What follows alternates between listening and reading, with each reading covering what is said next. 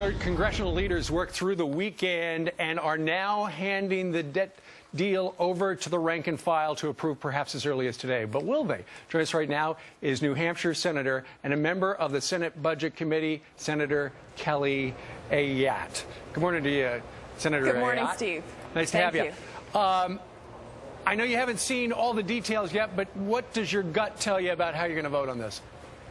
Well, I really appreciate the work of the Speaker and our leadership in making sure that we avoid default. But one of the concerns that I have is that we're still on path to add, I think, close to $10 trillion to our debt in the next 10 years, even with the reductions in this deal.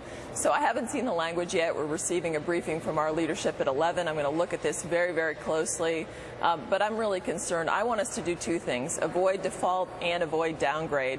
And one of the concerns I have is that I don't think that this deal will ensure that we don't lose our AAA bond rating. You want something bigger. Well, I think it's important. I mean, this is the largest debt ceiling increase in the history of our country. And we're on a path right now. We've heard it from the rating agencies, but we can see where we're headed.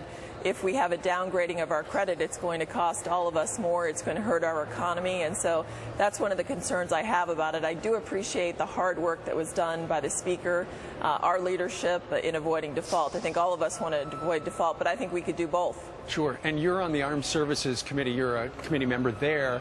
One of the things that if this super committee gets together and they make some suggestions and they're not acted on, these triggers are going to hit the fan. And one of the triggers is, it sounds like half of the amount that they would have to extract would come from the Pentagon.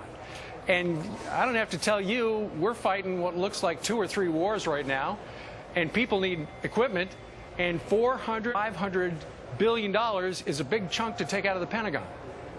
It certainly is. I'm the ranking member in the Readiness Subcommittee. I come from a military family. You know, our #1 duty is to protect our country, and so we need to make sure that we continue to give our troops what they need. We're still at war. There are still terrorists out there that want to harm us and kill us, and I think that that's really important with whatever comes out of this.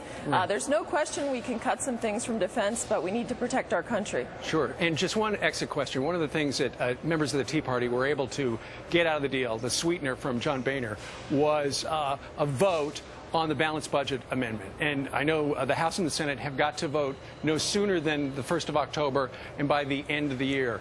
It'll certainly pass the House. John McCain was on 48 minutes ago. He said it would not pass in the Senate, though. What do you think? You're in the Senate. Well, I think, unfortunately, back in 1997, it only lost by one vote in the Senate. So right now, I'm hopeful that my Democratic colleagues will see it makes sense to balance our budget. Families do it, businesses do it, and only in Washington would the notion of balancing your budget be called extreme. Only in Washington, indeed. Senator, thank you very much for joining us today on Capitol Hill. We know you got a busy day and could be voting on this thing in no time. Thank you, man. Thanks. Take care. You bet. You as well. All right.